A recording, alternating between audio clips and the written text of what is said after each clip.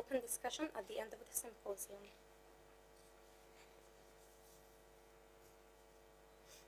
Introducing our first speaker in today's symposium, His Excellency Dr. Khalifa Mbarak al-Dhahri, the Acting Vice Chancellor for Academic Affairs at Mohammed bin Zayed University for Humanities, to speak about Zayed Humanitarian Legacy. أرحب بالمتحدث الأول في ندوة اليوم سعادة الدكتور خليفة مبارك الظاهري نائب مدير جامعة محمد بن زايد للشؤون الأكاديمية للتحدث عن إرث زايد الإنساني. تفضل دكتور. السلام عليكم ورحمة الله تعالى وبركاته. سعادة الأخ دكتور محمد العلي، الحضور الكريم، السلام عليكم ورحمة الله تعالى وبركاته. يحل علينا هذا اليوم المبارك، يوم زايد للعمل الإنساني بدولة الإمارات العربية المتحدة، وله في قلوبنا مكانة خاصة، فجميعنا ينظر إليه بعين التعظيم ويوليه منتهى الإجلال والتعظيم، لأنه يوم ارتبط باسم رجل عظيم ملك القلوب، فمحضته المحبة وأخلصت. So we are talking here about the late Sheikh Zayed bin Sultan Al Nahyan. May God bless his late soul, and may he be in heaven. And it's not strange that the entire world agrees on loving Sheikh Zayed. How not? And he did so much humanitarian and philanthropy work, a giving hand to every human being wherever they are. Sheikh Zayed, may God bless his soul, had the responsibility of delivering this amazing heritage, the love of God for everyone. He spent his life serving people, providing his efforts and all his capabilities to ensure happiness to everyone, to humanity. And that's why there is not a place in the world where we don't have his work print, whether it's a hospital that delivers treatment to people, or a mosque that would enlighten their lives, a university, or even a school that teaches generations how to develop their countries, or even wells of fresh water to quench people's thirst, as well as factories, or even a rooftop, a home for families in love. And he did all that love in a way that was unrivaled by other people throughout history. Such a thing is a divine talent that has been gifted for his love that is full, his heart that is full of love, and to ensure human fraternity that strengthens people, since we all come from the same place, since it is mentioned, as it's mentioned in the Quran, in the Holy Quran. O God, O people, you've all been created from the same point. Sheikh Zayed was aware that the best way to provide or to prove, as a proof to faith, is to do philanthropy work, altruistic work, to ensure happiness, to deliver happiness to all humanity through humbleness, humility, and tolerance that the late Sheikh Zayed was always asking for. He raised the generations of this country on that in every possibility he had. And that's why he used to say in every speech, in every presentation, or in every speech that he delivered to the nation, the best way to be a human being is to be humble. Stay away from egoism. And the late Sheikh Zayed also, and I quote here, he said, tolerance is a must. It's a responsibility. If God forgives us, people are even more ought to forgive one another through collaboration, through cooperation, and all other forms of deep human interactions and connection. And we feel and we sense through his words, the late Sheikh Zayed's, his paternity. He dealt with the people of his nation as a loving father that ensured that was keen on providing them with all the love that he could, all the fatherly love he could, especially the main Arabic ethics: goodness, tolerance, giving, generosity. And the late Sheikh Zayed, and here I quote, he said, "We have a good heritage that we took from our forefathers, and you are going to be the grandchildren." And the late Sheikh Zayed also said that true ethics should be inherited, should be delivered to the next generation. And he used to say, we should deliver to our children and grandchildren what we inherited from our forefathers. And one of the main aspects of the Sheikh Zayed's personality is the principles and ethics of giving and tolerance, which was manifested in his initiatives and his works, his philanthropy work, in times of crises and catastrophes, regardless of their faith and creed. And one of the main things, one of their main examples, his initiative to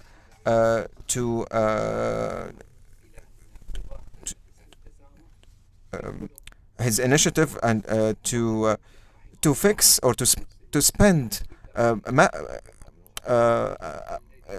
to fix churches and mosques. The Church of Genesis, the lake, and of course the Umar bin Khattab Mosque, which is not far away from the church. He was an exemplary person in philanthropy work. He was the initiator, at the forefront, a pioneer in providing all what he could to other people. And it's not a strange thing then that the entire world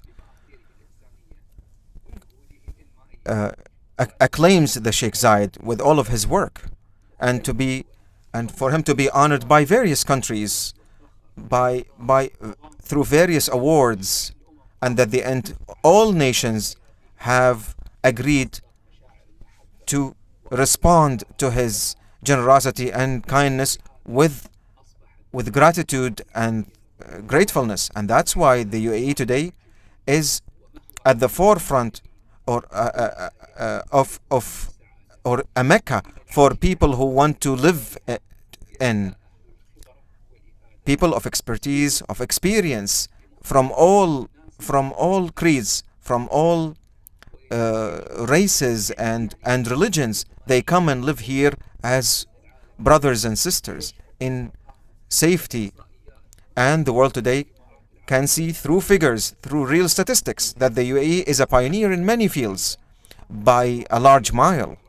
And here again, it's a pioneer in establishing the main pillars of religious tolerance and fraternity through many of its noble projects and big works and projects that has been established mainly by the Sheikh Zayed. And we have the Day of Sheikh Zayed for Humanitarian Work, which is a occasion to celebrate philanthropy work and volunteering initiatives, to remember his great work and to relive and to follow in his great footsteps.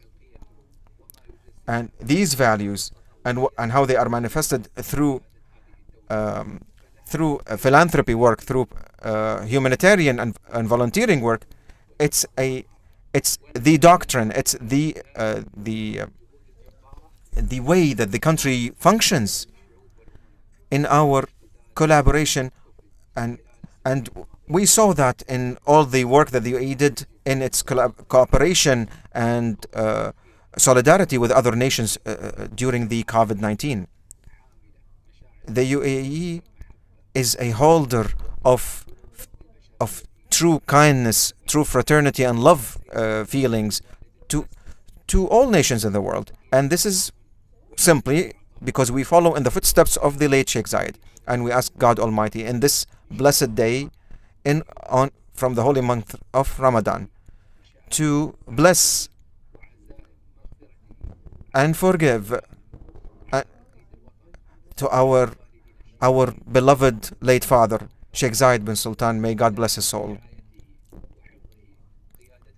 and to protect and to support our great wise leadership, and to protect the UAE as a safe country, as a loyal nation that live in happiness. May God deliver us those requests. Peace be upon you all. We thank His Excellency Khalifa الظاهري. والآن إلى متحدثنا التالي الأستاذ خالد عبد الله العوضي، مدير إدارة خدمات الأعضاء وشركات المدينة العالمية للخدمات الإنسانية، ليتحدث عن التجربة الرائدة في خدمة الإنسانية. المجال لك. السلام عليكم ورحمة الله وبركاته. وبالنيابة عن المدينة العالمية للخدمات الإنسانية أود أن أشكر الدكتور محمد على استضافتنا اليوم، على حسن الاستضافة، وأن أشكر جميع الزملاء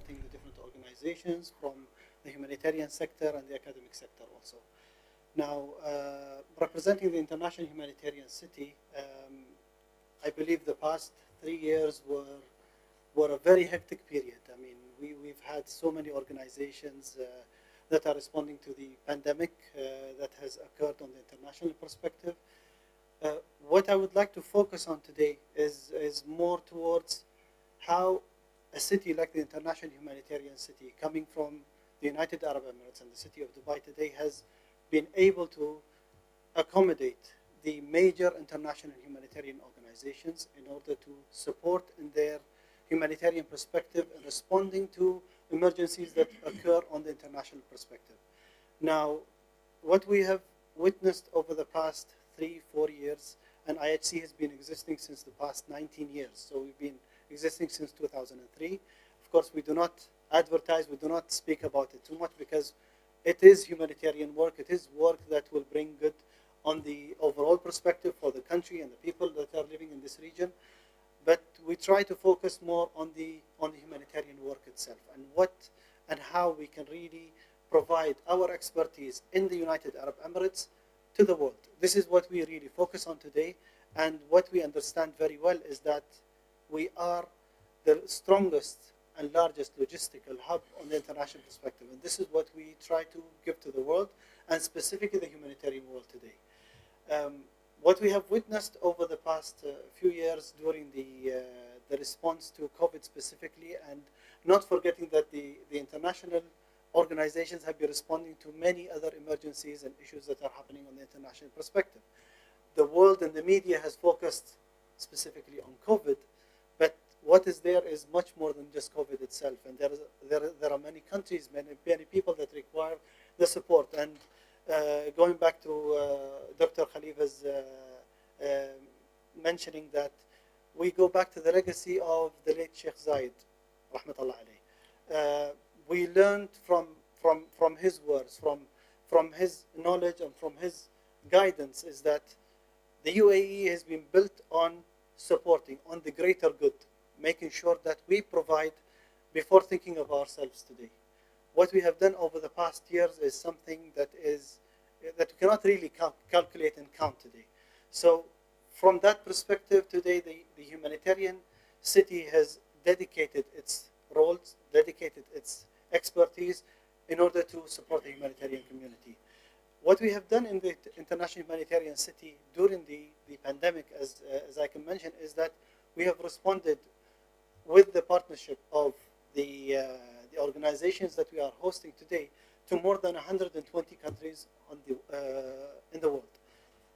We have served or we have responded to these emergencies, to these countries without hesitation, without looking at their religion, without looking at where they exist or who they politically support and what do they look into their perspective, and we support it all for one humanity.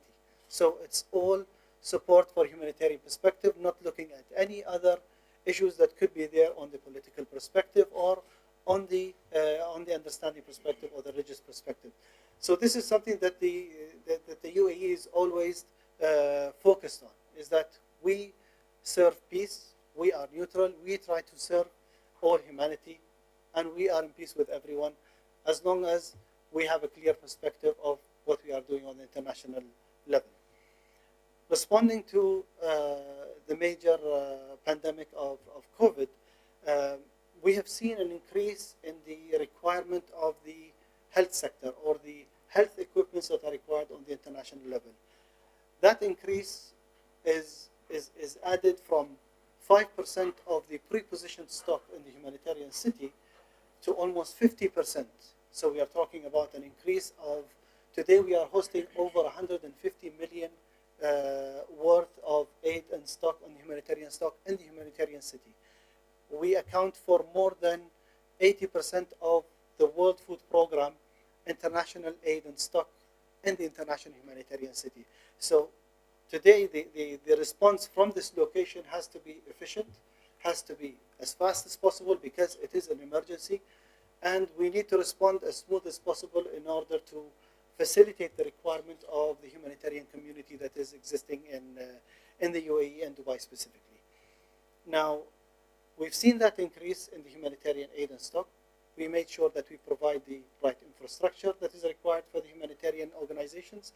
We try to make sure that the facilitation of movement of aid is happening in the best possible way with the right partners which we collaborated with over the past 3 to 4 years' time, such as the logistical alliance that we have signed up with, which is specifically dedicated to facilitating the humanitarian response to the international perspective. And this is something that we are proud to see happening today.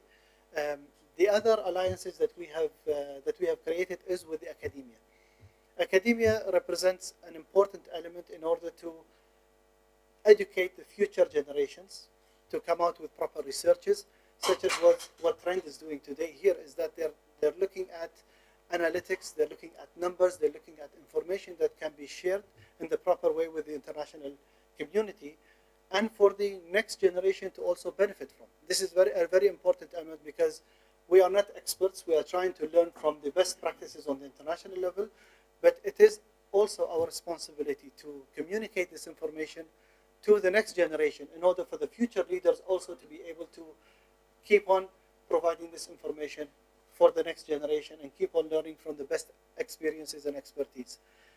I will not take much more time, but I will just mention the last point, which is also an important element, is that what is happening in the international humanitarian city and in the UAE in general is that we have always been a giving nation. In our nature, people like to give and provide support to whoever is less fortunate on the international level. What we have done specifically in the international humanitarian city today is that we made sure that the humanitarian work is calculated in the proper way.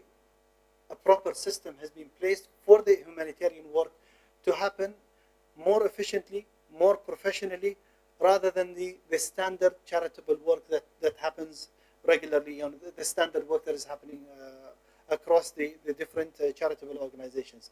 What we try to do is we learn from the best practices of the international organizations that we are hosting, and we are hosting more than 10 United Nations agencies. We are hosting the International Federation of Red Cross and Red Crescent in the UAE. We are also hosting the ICRC, which is represented also today by Claire, one of the speakers that we have on board today. I think hosting the major influencers on the international perspective provides us more information, more professional work, and more to provide and to add to what we are available with today out of expertise and out of knowledge. And today the government of the UAE has made sure that there is no rejection to any support that is happening in the international perspective. Whoever is requiring support around the world will always be supported by the United Arab Emirates from whichever way the UAE can support on the international perspective. And this is something that is built on generations. This is something that we will make sure that continues for further generations down the road, and we hope to be supported in whichever way that we can from our perspective. I will leave it there, and hopefully we'll come back to the questions later on. Thank you so much. Thank you, Mr. Khalid. introduce Ms. Claire Dalton, Head of International Committee of the Red Cross, to the UAE mission in her speech titled Toward New Visions for Promoting Global Humanitarian Work in Time of Crisis. Ms. Claire, you can go ahead. Thank you very much. Good afternoon, everybody, Your Excellencies, ladies and gentlemen. Thank you very much for inviting me. It's great to sit with many friends and partners and to talk to you about this very important issue. It's very interesting to hear the last two speakers as well, because I think, what we do resonates very strongly with the two things that they were speaking about as well. The ICRC, or the International Committee of the Red Cross, is quite an old organization. We've been around for about 160 years, but we were also founded by a man who had a very strong humanitarian vision. So it's very interesting to hear Your Excellency talk about the late Sheikh Zayed and why he was so keen to promote humanity and humanitarian work. And it's very important for us as well. Now we're working in about 100 countries globally, which actually you would say is probably not a good thing, given that we're the organization that works in places where there is a war or a conflict, or where people need our protection and assistance because of that. So in a sense, we probably don't want to be working in 100 countries globally. In a way, our mission should also be to work more sustainably for humanitarian action, so that in the end, our work as International Committee of the Red Cross is less needed. So we've got quite a large budget. Our budget is around $2.1 billion these days, and it has grown. I think the speakers have both mentioned how much we've seen needs grow across the world for many, many different reasons, but I'm going to talk about three things now, which I think have had a huge impact on our humanitarian work in the last couple of years. Of course, first for us is the impact of conflict. Wars are lasting longer, and this is a real challenge for us. Many countries we work in the region, we've been there a very long time. We're actually an emergency organization by our, our founding, yet we're often in countries for a very long time. For example, in the region, we've been in Iraq for 30 years. We've been in Yemen for 40 years. We've been in Afghanistan for 30 years. These are long periods of time.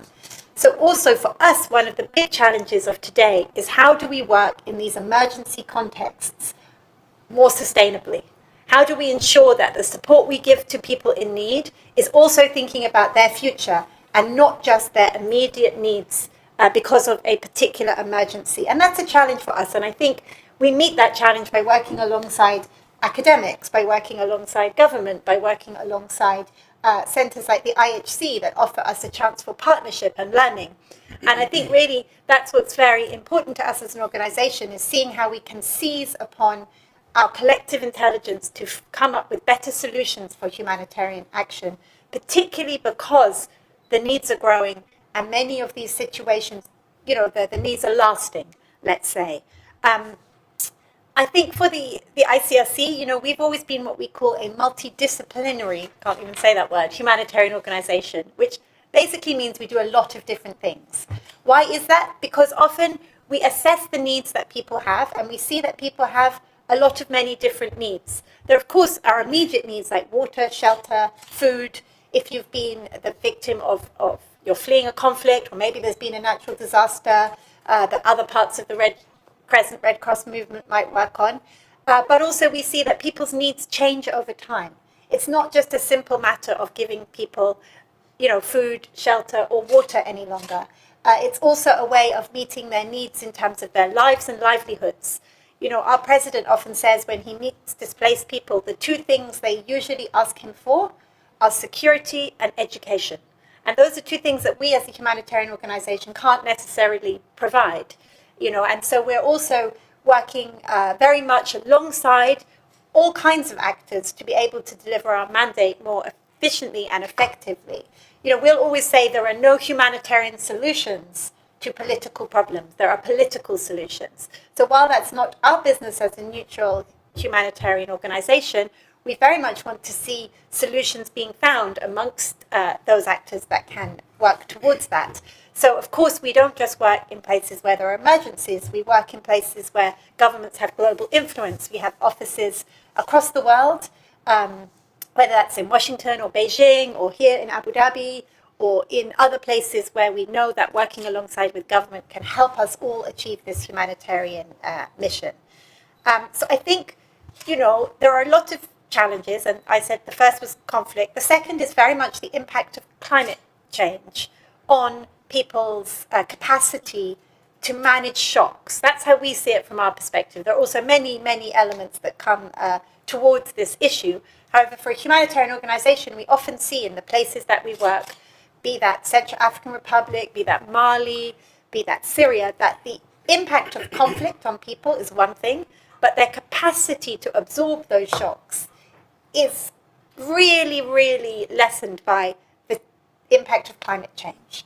You know, if you've fled a conflict, it will be even more difficult if then, you know, the harvest fails because of changes in weather patterns. So that is a new challenge for us really as a humanitarian organization. It's to find ways that make sure we design the solutions we provide to affected people with this in mind. And again, it's very important for us to work with academia. Often we don't have this expertise of understanding the real impact of some of these challenges, or we're not, you know, necessarily a research-based organization. We gather a lot of evidence to design our programs, yet, you know, we're not academics, so we very much need that expertise.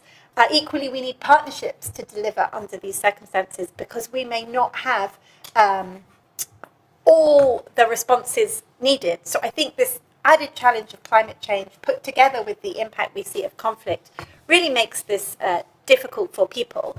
And I think that's my next point, is how important it is for us as humanitarian organizations to design our programs with people in mind.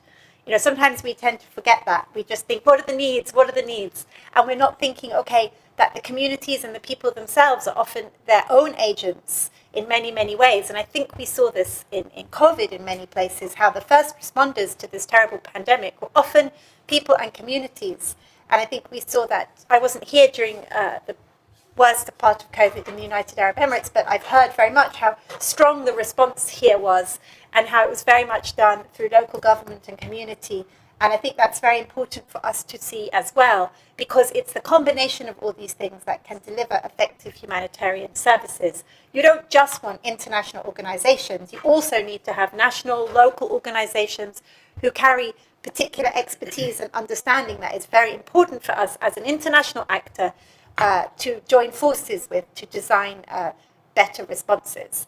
And I think, you know, those three things, conflict, climate, and also the impact of the pandemic, COVID, have really made for a perfect storm in some countries around the world, you know, where people's capacity to cope was already quite weakened by either years of conflict or the impact of climate change. So I think where we work and where we see we have, you know, a greater impact is like I keep saying, it's all very much in terms of where we have partnerships. And I think it's a learning exercise for all organizations to truly be able to design partnerships that speak to the needs, and that where we all use our comparative advantages as different organizations to meet the needs that people have in some of the places that we're working.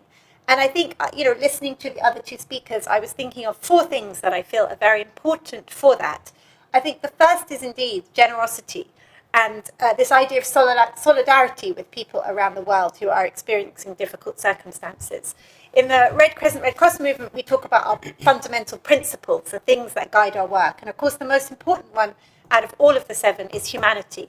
And I think this idea of generosity, of solidarity, is very much tied into this idea of humanity. You know, we as an organization that works in conflict also have to be neutral. We cannot take sides in what we do, or we won't be able to work. Not everybody needs to be neutral. Political actors are not neutral. It's okay. You know, they have a job to do as well. I think an important part of humanitarian work is to be impartial. That means that you know, provide your assistance based on the needs. And I think that also ties up with this idea of generosity. People are not, you know, judging what they are doing. They are just trying to help one way or another. I think the second, and I keep referring to this, is this idea of partnerships. You know, they're not always easy to get right. We might have different ways of coming at a problem. But if we combine our expertise together, we can often deliver a much better humanitarian response.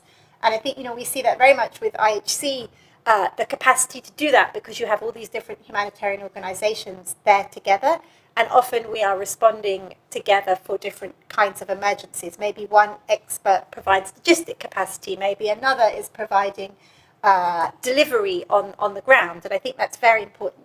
I think the fourth thing is innovation. Now, an important part of this a newer vision for humanitarian action is also thinking, how can we adapt what we do to meet the changing world that we're in? You know, the use of new technologies, digital tools, it's very important. We also have to understand sometimes these things have unintended consequences too. It's great to have digital tools, but for some vulnerable people in very difficult places, this can be a risk for them too, if they're giving out their data in different ways and they're not sure how that might be used. So we need to work on kind of both sides on that.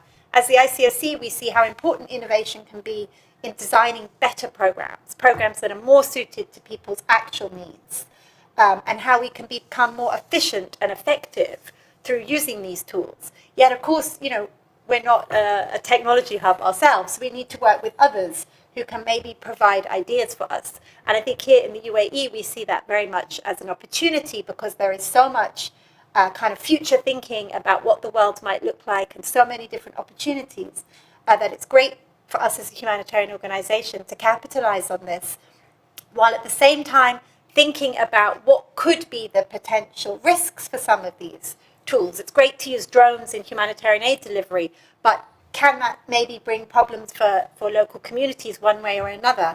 So it's something we like to think about and consider. So I think these issues of generosity, solidarity, partnerships and innovation are very important for future humanitarian action. And then I think my final point is really about how important it is to also consider working with other, as humanitarians, I say this because we're often, you know, working in our own world, with others who are not necessarily immediately obvious, such as the private sector, people in business. Because of what I said about the needs affected people have, it is often they need jobs, they need education, they need services that we're not able always to provide as humanitarians. So we need to collaborate and work out partnerships with others who can do that much better than us. And, you know, if we look at some of the contexts we work in, such, let's take Afghanistan, we see the incredible impact of the economy. You know, if the economy is doing badly, what does that mean for people's lives and their capacity to support themselves one way or another? It's with the terrible crisis we see now in Ukraine, the impact that will have on potentially future food prices and then on other parts of the world. So I think it's very important for us to understand this properly as humanitarian actors, to be able to think carefully about what this impact might be on affected people. And so indeed, maybe there are solutions that other kinds of actors, private business, companies can also provide. It may not be us who delivers it, but we need to be working and thinking together on these solutions. So I think, you know, as we move forward as humanitarian actors, it's very important to have these sorts of conversations where we can think about how we need to do things differently. And I think for the ICRC, the fact we've been around 160 years is also because we try to keep changing and adapting. Sometimes we don't always get it right, but at the same time, we always try and make sure what we deliver to people in need, is what they need. And it meets the environment in a way that makes sense for them. And I think to do that, we have to keep adapting. We can't just be stuck in the way we did things 160 years ago. And, you know, my final point is our founder, too, very much had this vision. The ICRC was founded by a man who saw the needs of wounded soldiers on a battlefield where no one was helping them and said, okay, this can't be like this. You know, we have to do something. At the same time, he also saw the necessity not just to have emergency assistance, but also to have a framework that would guide a more global capacity to do this. And for us, this is the Geneva Conventions or the Rules of War. So we have always seen the importance to work on these two aspects. On one hand, the actual assistance, the delivery of that, and on the other hand, how can we have globally agreed frameworks and ways of working that can support people. So I think I would leave it there, but I do think it's very important to have these moments, and it is very much in sync with what the other speakers are saying in terms of how we can work together to achieve these goals. Thank you. Thank you, Ms. Claire. Our last speaker of today's discussion is His Excellency Rashid Mohammed Al-Hamiri, Director of Foreign Assistance Affairs Department in MOFAC, to speak about the role of the UAE's foreign aid in enhancing global humanitarian work. Your Excellency, the floor is yours. Thank you, Moza. Thank you in the beginning to Twins, our host, for having us. It's a beautiful event. It's a beautiful symposium and a very beautiful and remarkable day as we gathered here to celebrate Sheikh Zayed Humanitarian Day. Honestly, I had a lot of thoughts once I received the invitation on how do I present my thoughts, and I, there's nothing like wherever I see the humanitarian assistance or the foreign aid assistance, wherever we are from this position, you have to see Sheikh Zayed's prints all over it. Where we always say that the humanitarian or the foreign aid assistance in the UAE is as old as the nation, as the country. Where the first humanitarian or development arm in the UAE and now is the largest was established before even the Union in 1971, and that was the first step Sheikh Zayed taught us. Me, يعني, being born in the 1980, I always remember how Sheikh Zayed, and perhaps most of us here remember how Sheikh Zayed is in every event was very very much seen as not just generous but as a caring person. And that's not just because of the Sheikh Zayed. He's not an exception. He's one of he's our founder father, right? And he's one of the founder fathers of the UAE, and he represents, I would say, the UAE values and the UAE ethics on humanity. Yeah, I've been working on the humanitarian assistance for almost 10 years now, and honestly, what I've learned from my journey is that wherever we go, wherever we plan things, we see Sheikh Zayed's projects all over, to places that we've never seen. If I keep talking about the Sheikh Zayed's legacy, honestly, tirelessly, I wouldn't stop for a year. But let me just highlight or give you an insight of the UAE humanitarian assistance or the UAE foreign aid as we see it today. Started before the Union, and now it's, I would say, the UAE for the last 10 years is one of the top world donors in humanitarian assistance and development. The UAE foreign assistance, I would say, sector is structured in a way very advanced, where we report, we monitored. The UAE foreign aid policy is the first foreign aid policy in the region. It was announced in 2016, and before that, we've been number one donor for 3 continuous years. And we still honestly evolving and developing that to reach better or more effective and efficient way of delivering aid.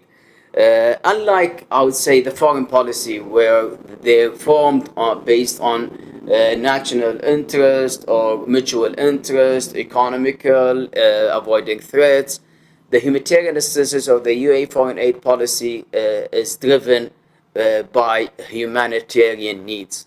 Not a political, not economical, but typically humanitarian need. And I remember when we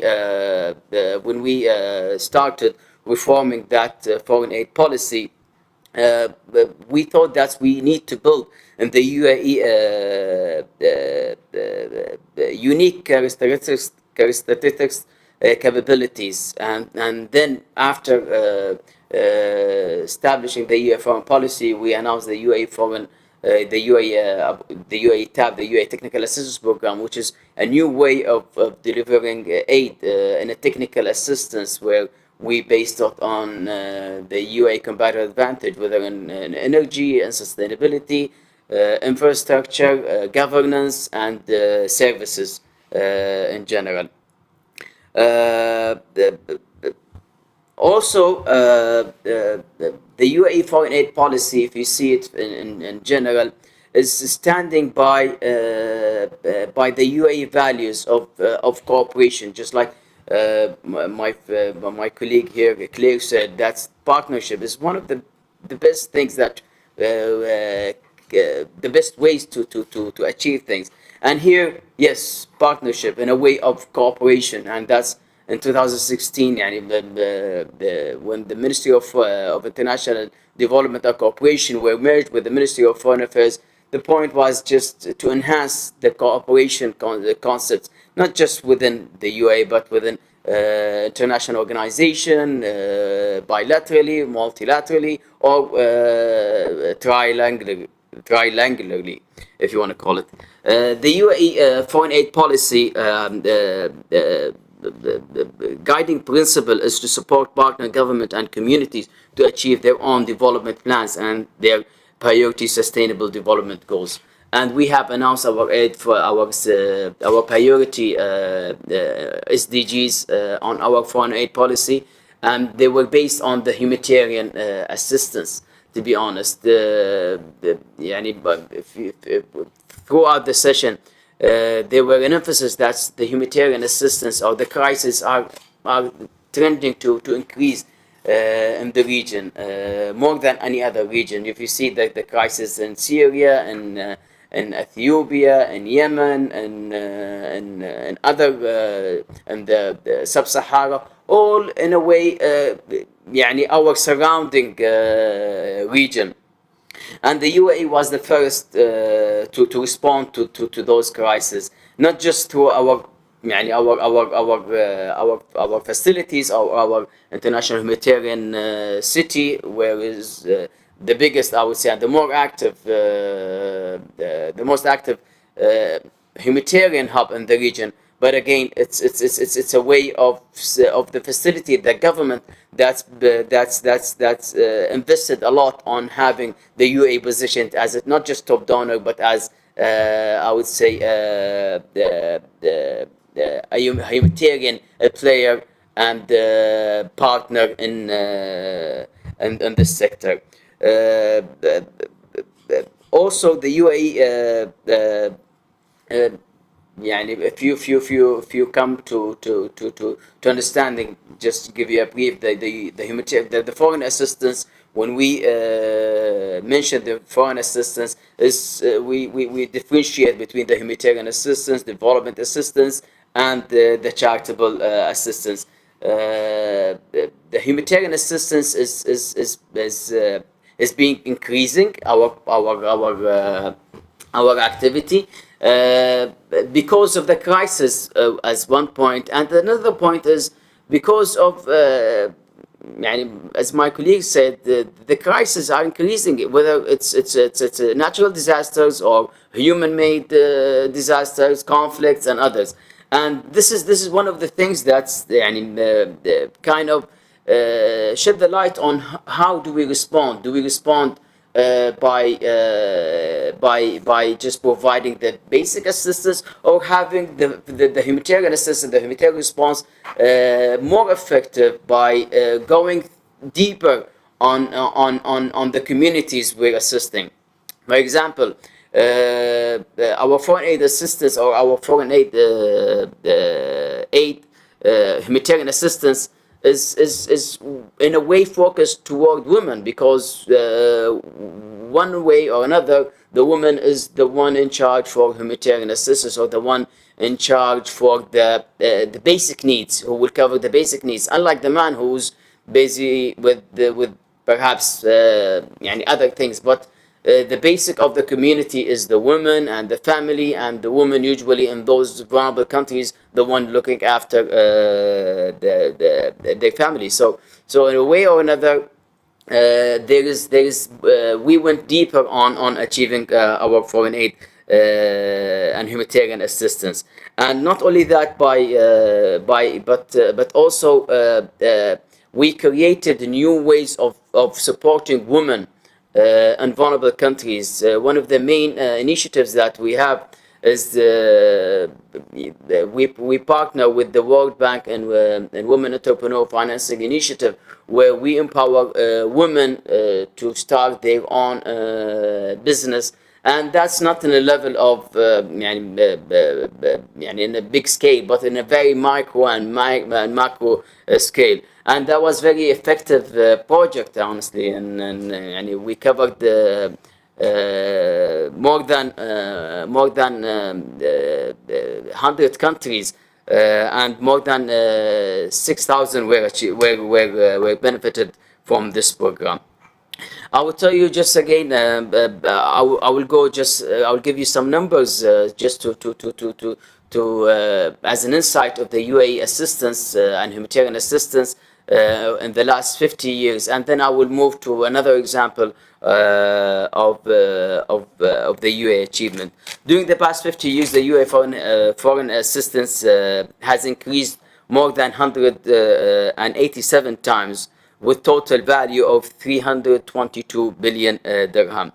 Nearly 2/3 of the value of this aid was in form of non-refundable grants, 65%. The aid was distributed to development with a ratio of 91%, humanitarian aid 7%, and charitable aid 2%.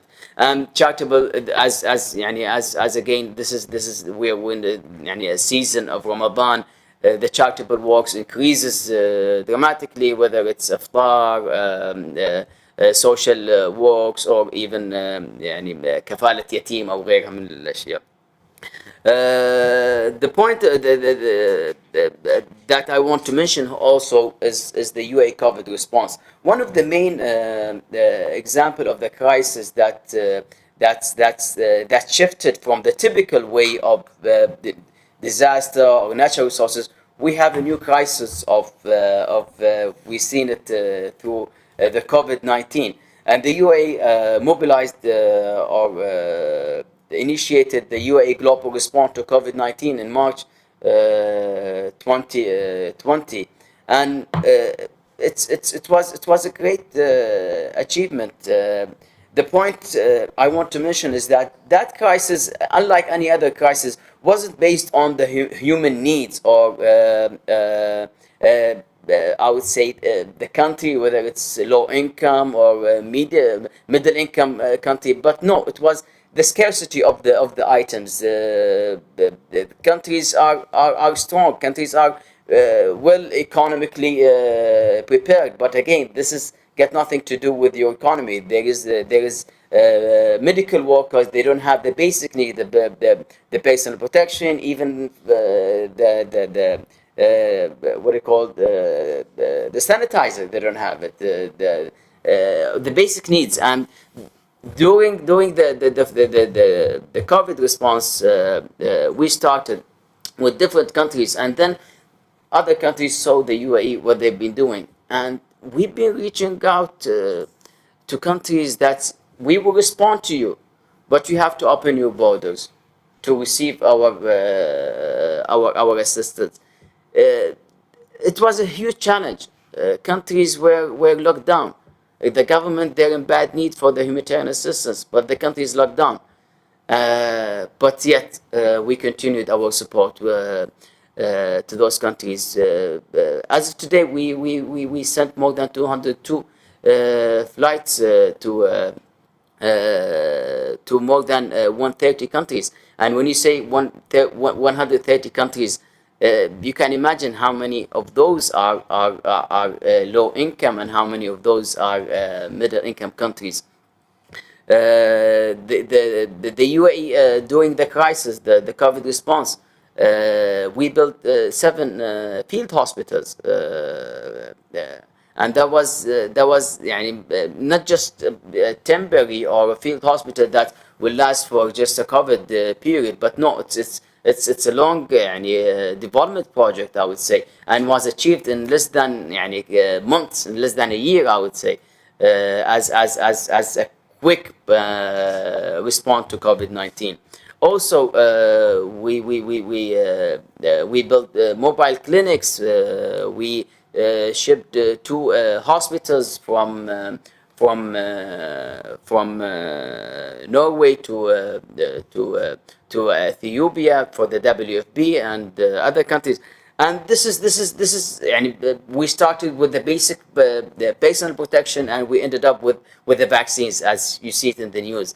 The crisis that we're living now, you've seen in last week, just during the weekend, we've sent one flight, more than 60 tons of aid to Ukraine. We've sent more than 50 tons to Afghanistan. Those are that's crisis that's not just built by the community of the UAE, but by the government and supported by the UAE logistic entities or the private sector. And this is one of the things that distinguish the UAE foreign assistance sector than any other country. That is not just government based company, but no, it's government and private and civil society. We have more than 43 donors in the UAE.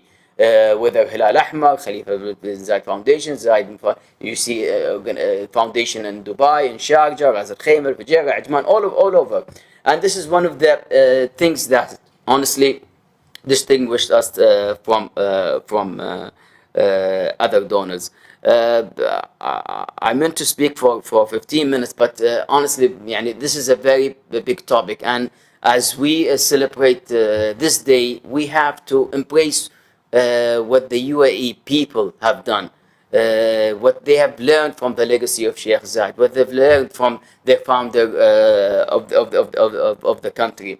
And this is one of the main values of the UAE. And we always say the giving on the UAE is part of their DNA. Not just that, but also you've seen it on the government initiatives. Every initiatives by the government, you would see a humanitarian or foreign assistance element on it, because we all remember Sheikh Zayed when he said people ask us why do we share our resources, the oil, and his answer was it's an obligation. It wasn't really an obligation for him. It wasn't really an obligation for the country to share their wealth, but it's a moral, it's a value. He's given us a lesson. He's setting up a model for the generations to come. That yes, you have to share with your partner. You have to share with other human and coexist with them. Thank you very much, everyone, and I really appreciate hosting us here, Dr. Muhammad, our colleague panelist, and the rest of the audience. Thank you. Thank you, Your Excellency. Now we'll be moving to an open discussion. I just have a question for Ms. Claire first. From your opinion, or according to the Red Cross, what digital innovation, since you already mentioned that innovation and digital tools are important, so what digital innovations such as social media and crisis mapping are most useful in disaster response? Your Excellency, can you turn it off? Thank you. It's a very interesting question. I think it's hard to say which one is the most useful, because I think there are very many different tools that we could use, and it depends perhaps on the need that we are facing. I think it's interesting that you mentioned social media. I think our capacity as humanitarian organizations to inform people about what is going on is really different now, because everybody has access to some kind of information that might inform them about a particular situation. This also has its own risks, like I said before, because there is also then a struggle with disinformation. With social media, maybe what you read is the truth, maybe it isn't. And this can be a struggle for humanitarian organizations. I think for us what's very important is the capacity it then gives us to make what is happening in the world more accessible to people. People are very generous, they're happy to help, but they need to understand also what is going on. And I think letting people tell their own stories, affected people, about what they're living through is very important, and social media gives us that capacity. It's very different when you'd have a brochure, I'd give you this and say, why don't you read about what we're doing? I think it's much better to be able to show what we are doing and to hear about it from people themselves. And that also gives affected people a capacity to ask for what they need. They're not passive recipients of the assistance. They're able to say, I'm sorry, this isn't good enough, we're not getting help. Or they may be saying, this is good, the help we're getting is what we need. So I feel like these tools give us a capacity in that sense to provide better humanitarian aid. And I think my second point would just be sometimes it can help it to be more efficient. I mentioned briefly on drones, but even in logistics, we see that too. The use of new technologies to be able to track assistance from the point at which it's being sent to the delivery point, it's really, really good. And if you can integrate this well as organizations, we're better able to ensure we're delivering goods on time, which is also very important. So I'd use those two examples. I think there's many, many more, but those are the two that come to mind. Thank you, Ms. Claire. And now I would like to open the floor for the audience. If anyone has any questions, please come forward. Anyone? And Dr. Bisfutah. Thank you for this distinguished speech. My question for Ms. Claire. You speak a lot, speak about the international crisis like COVID-19, like Ukrainian crisis, Ukrainian war, or even like climate change. I think this crisis will continue in the future and maybe increasing. According to the situation now, the crisis may be increasing or mostly will be increasing as I expect. So how international humanitarian institutions and government around the world can deal with this more crisis in the future? Yeah, that's a tough question. I think you're right. I think, the needs are rising and the situations are maybe getting challenging and complex. I mean, I think from our perspective, there's a couple of things. First of all, I think it is very important that governments across the world, take their responsibility to solve and resolve, in particular for us, conflicts. Like I say, humanitarian organizations can't do this job. It's not our job, really. And so increasingly, it's very important that I think governments participate in that global system that exists and find ways to try and work towards more peaceful and sustainable solutions. It's not easy. However, I do think all countries that are investing in that, it's really, really important. I think, again, it's like you said, the needs are so big, but we can't just provide humanitarian assistance all the time. It's not enough. The needs will keep growing. So we have to look at ways in how we provide the assistance to be more sustainable, to help people also, in a way, manage their lives and livelihoods themselves. I think, you've all referred to it. Instead of, it's the old classic adage, you don't want to give somebody food, maybe you want to give them a tool to grow their own food. And I think we have to work more in that way to meet some of these growing needs. And in a sense, it's a big debate in the humanitarian sector, how close should humanitarian and development work be?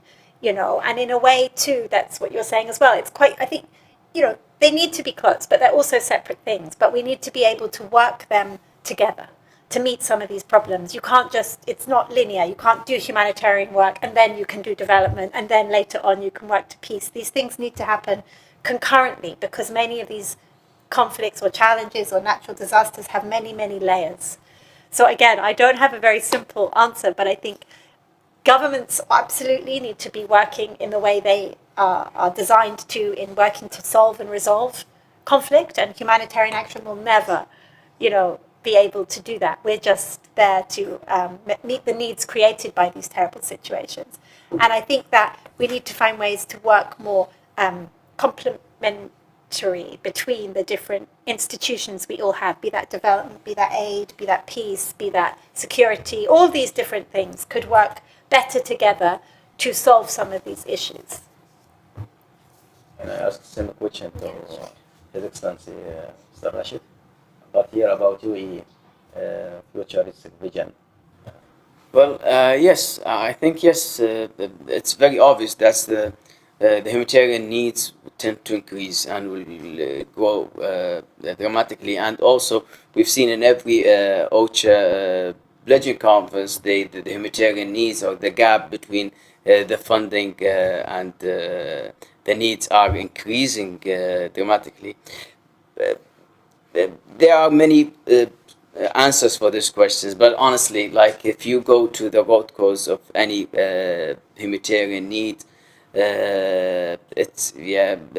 you've seen it is different. It's just a matter of distribution. That's what we always say. I mean, Humanitarian needs also, just to clarify it, is the basics. The basic physical humanitarian assistance, and once you move from the humanitarian, you go to I would say recovery, and then to development. So what are the basic needs, whether it's shelter, food, water, others? The root cause of those conflicts or those needs are just not a proper distribution, I would say. For there are many studies state that food is available. There's no shortage of food, but there's no proper distribution of food, and that's the root cause. And again, it's not a matter of just humanitarian. You can't tackle this issue as just a humanitarian need. There is many aspects for this humanitarian crisis, whether it's political or non-political, economical. I think the best way is to work side by side, like Claire said.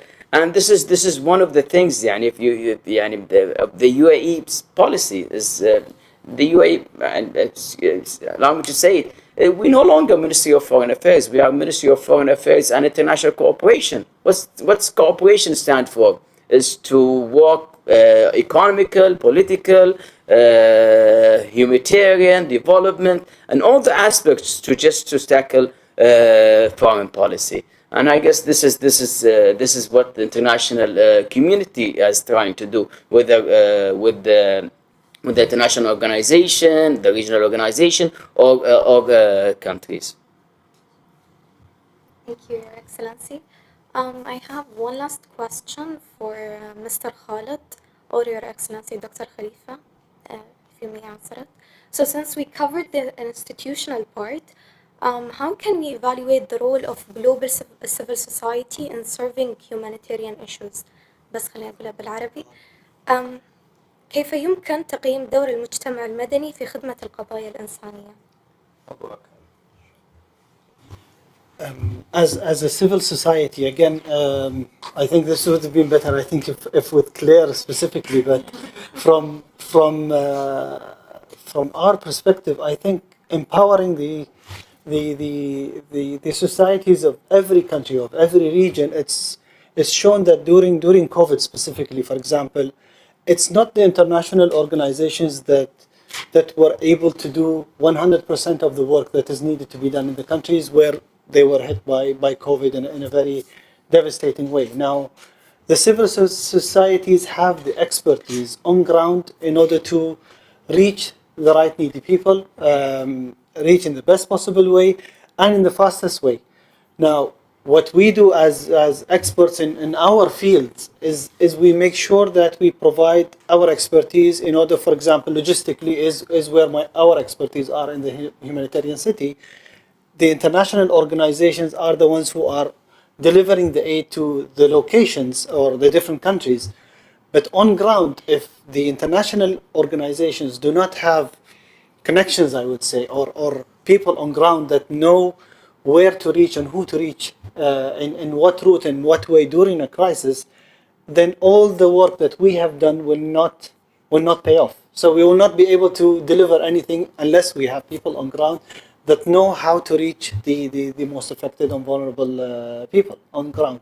So if you don't empower the civil societies in all the countries, in every country, you will not be able to deliver or support in that field. And this is something I think we have seen also within the UAE itself. When we spoke about the response of the UAE to the pandemic, we've seen that the internal work that is done by the different organizations, by the people, by the volunteers also, by all the different expertise within the هيئة الأزمات والطوارئ, it's in English, SINA. They could not do it by themselves, but they had a group of organizations within the local communities that were able to provide the right information. Even there was one discussion that one of our close colleagues in SINA has mentioned to me, is that even the leaders have given the role to the responsible people. I mean, the leaders are the decision makers, as we have always understood, after getting the right feedback from the right experts. But what was said during the crisis is that we are giving ourselves to you as experts, and we trust in your decisions. So they've given the responsibility to each and every organization, everyone in his expertise, in order to provide the right and the best possible solution for the pandemic. And no one had the expertise to deal with this pandemic. Again, it's something that happened and you couldn't prepare 100% for it, but you were prepared to a certain extent by having the right organizations. For example, at IHC today, you had the right different organizations, the different knowledge in one location. This helps in being more prepared, more ready to respond to such emergency or to such issue that might occur out of the blue. But empowerment of local society, I think, is how you be able to recover, how you be able to support the right needy people in the fastest possible way. And this is what we have witnessed during the pandemic on the international level, and specifically on the local level, because we were here. We were in the UAE. We saw what happened locally, and we saw that the UAE has been nominated as the best country that has responded towards the pandemic when it hit the world. So this is something that we are proud of also. We hope that we, of course, be more prepared in the future. Hopefully nothing major will happen, but unfortunately the facts say that this is something that happens on and off. It's not something that you can control. We just need to be more prepared. We need to be more resilient. We need to be more empowered and more knowledgeable with the information that we have. And this is how you circulate this kind of information through academia, through expertise, through discussions of such that Trend is holding today, and different agencies also. So this knowledge needs to be circulated amongst the community and amongst the expertise from the local perspective. Thank you, Mr. Khalid. We have reached the end of the symposium. Thank you all for contributing to our discussion today. On behalf of Trends Research and Advisory, I would like to thank all the panelists and the viewers who have joined us today to participate in this session. Thank you, everyone.